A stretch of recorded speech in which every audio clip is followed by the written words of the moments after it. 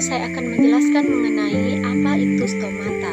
Stomata adalah bukaan pada epidermis yang sebagian besar terdapat pada bawah daun dan meregulasi pertukaran gas.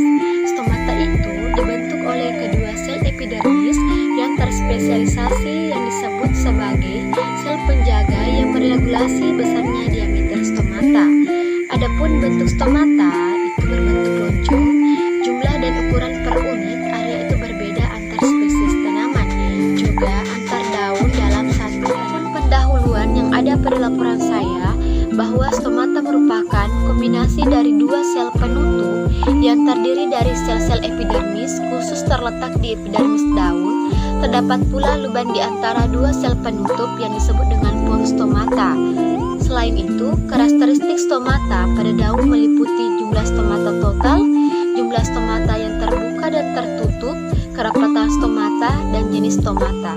Stomata ini terlibat dalam proses pertukaran gas dengan lingkungan seperti mengatur hilangnya air melalui proses transpirasi dan proses fotosintesa. Ini berfungsi sebagai jalan masuknya CO2 dari udara pada proses fotosintesis, sebagai jalan penguapan atau transpirasi, dan sebagai jalan pernapasan respirasi. Stomata ini sangat penting bagi kehidupan tumbuhan karena pori stomata merupakan tempat terjadinya pertukaran gas dan air antara atmosfer dengan sistem ruang antar sel yang berada pada jaringan mesofil di bawah epidermis. Hal ini sangat menyebabkan stomata sangat berperan dalam proses transpirasi dan proses fotosintesis. Kerapatan stomata dipengaruhi oleh faktor lingkungan diantaranya yaitu intensitas cahaya, temperatur, kelembapan, dan konsentrasi CO2 di udara. Kerapatan stomata meningkat pada tanaman yang memiliki laju respirasi yang tinggi dan konsentrasi asam absisat atau ABA yang rendah. Praktikum ini atau waktu yang saya lakukan pada saat mencari jurnal yaitu dilaksanakan di Desa Arateng, Jalan LK1 Palae, Kecamatan Kenulimpoe, Kabupaten Sigi Provinsi Sulawesi Selatan, pada hari Senin tanggal 28 September 2020 pukul 9.00 sampai 15.00 waktu Indonesia Tengah.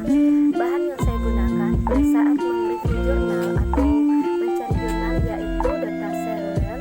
Kemudian alat yang saya gunakan pada saat mencari jurnal yaitu saya menyiapkan laptop, cas laptop, serta meja.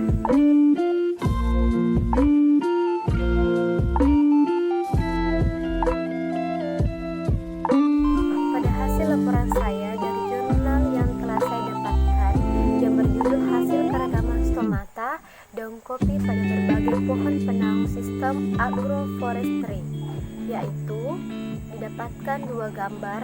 Yang pertama yaitu rata-rata jumlah stomata daun kopi dengan berbagai tingkatan naungan pada sistem agroforestry. Hasil ini dijelaskan bahwa jumlah stomata lebih banyak dengan pembesaran 400 kali adalah tanaman kopi tanpa naungan sebanyak 76 stomata, sedang terendah adalah tanaman kopi dengan naungan sederhana 53 stomata dan naungan multistrata 51 stomata.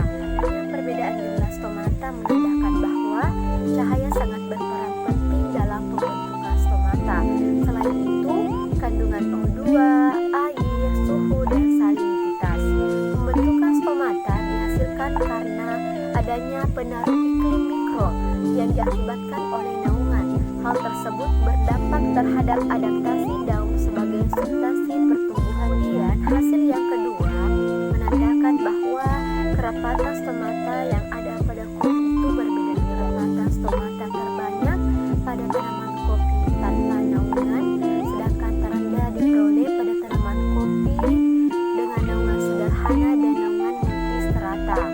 Kerapatan stomata tanpa naungan lebih padat dibandingkan tanaman kopi yang ternaungi, baik naungan sederhana maupun naungan multistrata. Walaupun diketahui bahwa tanaman kopi tergolong sebagai tanaman C3, namun pohon naungan dapat berperan sebagai kompetitor untuk memfiksasi CO2 melalui stomata masing-masing. Hasil yang telah saya sampaikan, saya dapat menyimpulkan bahwa jumlah stomata dan kerapatan stomata itu terbanyak diperoleh pada tanaman kopi tanpa naungan dibandingkan dengan kopi yang ternaungi, baik naungan sederhana maupun naungan multistrata.